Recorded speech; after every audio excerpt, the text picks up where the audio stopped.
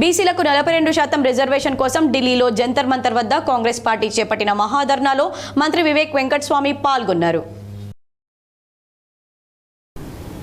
ముఖ్యమంత్రి రేవంత్ రెడ్డి ఆశయాల మేరకు మద్దతుగా మంత్రి వివేక్ వెంకటస్వామి ఢిల్లీ జంతర్ మంతర్లో కీలక ప్రసంగం చేశారు. దేశవ్యాప్తంగా బీసీలకు 42% రిజర్వేషన్ కల్పించాలని కోరుతూ ఢిల్లీలోని జంతర్ మంతర్ వద్ద కాంగ్రెస్ పార్టీ ఆధ్వర్యంలో నిర్వహించిన మహాధర్నా విజయవంతమైందన్నారు.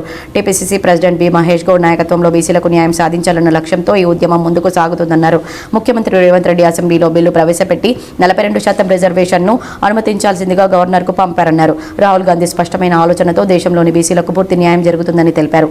కేంద్ర బీజేపీ ప్రభుత్వం బీసీలకు 42% రిజర్వేషన్లు కల్పించే దిశగా తక్షణమే స్పందించాలని మంత్రి గడ్డం వివేక్ వెంకటస్వామి డిమాండ్ చేశారు. ముఖ్యమంత్రి రేవంత్ రెడ్డి గారు వారు అసెంబ్లీలో మాట్లాడేటప్పుడు ఇదే చెప్పినారు. రాహుల్ గాంధీ గారికి ఒక విజన్ ఉన్నది.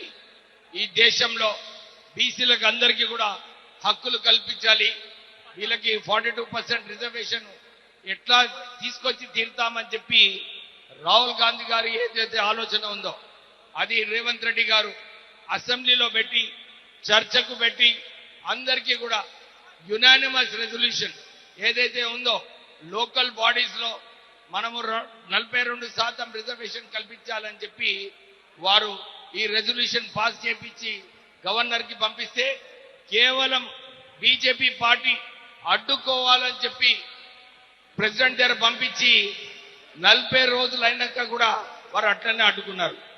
అసలు తమిళనాడులో సుప్రీంకోర్టు డిసిజన్ తర్వాత 30 రోజుల తర్వాత 3 నెలల తర్వాత గవర్నర్ గారు ఆమోదం ఇవ్వకుంటే మనం ముందుకు పోవచ్చని చెప్పి ఒక డిసిజన్ ఉంది.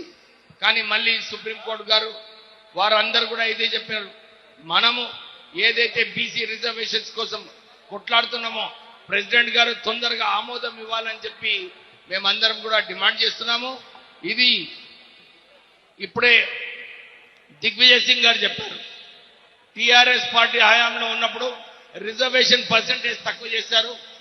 రాహుల్ గాంధీ గారు ఏదైతే అంటున్నారో మన హక్కును మనం సాధించుకోవాలి, మనం కొట్లాడదామని చెప్పి బీసీలకు ఏదైతే 42% రిజర్వేషన్ కల్పించారో మనం అందరం కూడా దాని గురించి కొట్లాడాలని చెప్పి కోరుతూ మొదటిసారిగా నేను చూశాను చాలా పెద్ద స్పందన ఉంది గ్రామాలలో. గ్రామాలందరూ కూడా అంటున్నారు బీసీ రిజర్వేషన్ ఎట్లా సాధించుకుందామని చెప్పి వారందరూ ఎదురు చూస్తున్నారు. మనమందరం కూడా కలిసి ఈ పోరాటం ఇలానే కొనసాగించి సాధించుకుందామని చెప్తూ